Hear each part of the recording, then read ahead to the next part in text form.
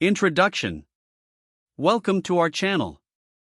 Today, we're diving deep into a critical topic that lies at the intersection of artificial intelligence and software engineering: building a scalable AI workflow. In recent years, as organizations have recognized the transformative potential of AI, the demand for efficient, scalable AI workflows has skyrocketed. Whether you're working on a startup project or are part of a larger enterprise initiative, understanding how to integrate data pipelines, model training, and deployment for production-ready systems is essential. So, grab your notebooks because we're about to break down the components of a robust AI workflow in a way that is both comprehensive and easy to understand. Body. The first thing to understand is that a scalable AI workflow consists of three main components: data pipelines, model training, and deployment.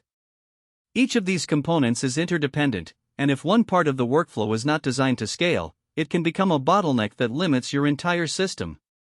Let's explore each of these components in detail. Data pipelines. Let's start with data pipelines. In the world of AI, data is the lifeblood of any model. To build a successful AI system, you need to collect, pre-process, and manage large volumes of data efficiently. This is where data pipelines come into play. A data pipeline is a series of data processing steps. The first step is data ingestion, which involves collecting data from various sources such as databases, APIs, or even real-time streaming data. For example, if you're building a predictive model for e-commerce, you might need to gather data from your website, user interactions, and transaction records. Once the data is ingested, the next step is data cleaning and pre-processing. Raw data is often messy, containing inconsistencies, missing values, and outliers. This step is crucial because the quality of your data directly impacts the performance of your AI model. You can use various tools and libraries, such as Apache Spark or Pandas, to streamline this process.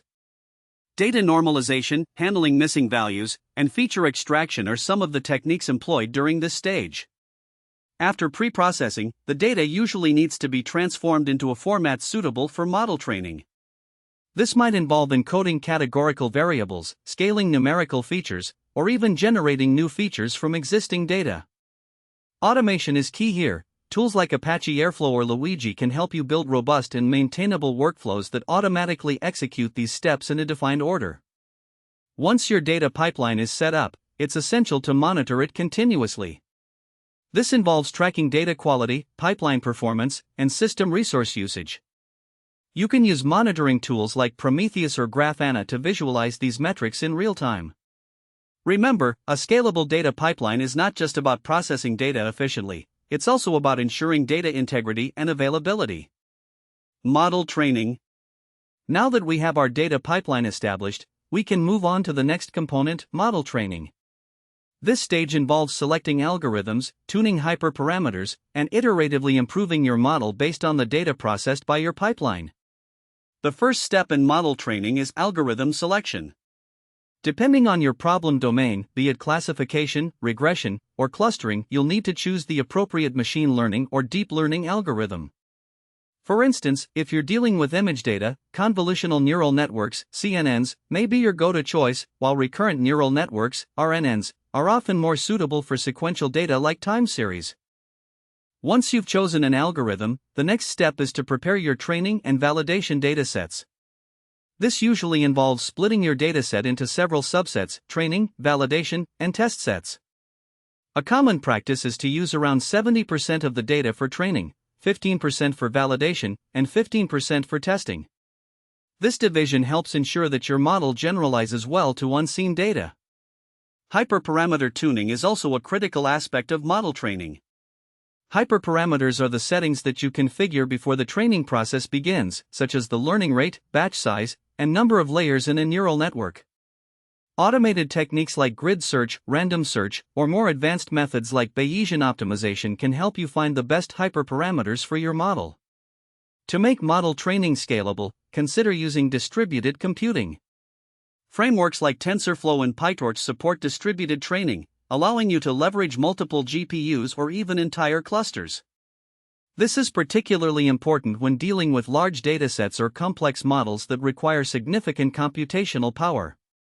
Distributed training not only speeds up the process but also enables you to experiment with larger architectures that may yield better results. Another important aspect of model training is version control. Just like software code, your model should be versioned to track changes and improvements over time. Tools like DVC, data version control, can help manage model versions, ensuring that you and your team can collaborate effectively while maintaining a record of what works and what doesn't. Deployment. Now that your model is trained and validated, the final step in creating a scalable AI workflow is deployment. This involves packaging your model and making it available for use in a production environment. Deployment can be one of the most challenging parts of the workflow, especially when it comes to ensuring that your model performs consistently under varying loads. There are various deployment strategies to consider. The traditional approach is to deploy your model as a RESTful API, allowing other applications to send requests and receive predictions. Tools like Flask or FastAPI can help you set up a simple web service for this purpose. However, for more demanding applications, you might want to consider using a more robust solution like Kubernetes, which can manage your services, scale them as needed, and maintain high availability. Another vital consideration during deployment is monitoring the model's performance. After deployment, it's crucial to track key metrics like response time, accuracy, and throughput to ensure that your model performs as expected. Tools like Prometheus and Grafana can also be used here, providing real-time insights into your model's performance and allowing you to detect issues before they escalate. You'll also need to think about versioning your model in production. Just as you version your code and data, your deployed models should also be versioned.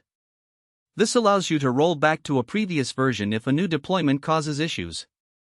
Implementing a blue-green deployment strategy can help you achieve this by maintaining two environments. You deploy the new version to one environment while the old version runs in the other, allowing for safe transitions. Finally, consider the concept of continuous integration and continuous deployment, CI/CD. By integrating your model training and deployment pipelines, you can automate the process of retraining and deploying new models as new data becomes available. Tools like Jenkins, GitHub Actions, or Circle CI can help you set up automated workflows that trigger model retraining and deployment based on specific conditions.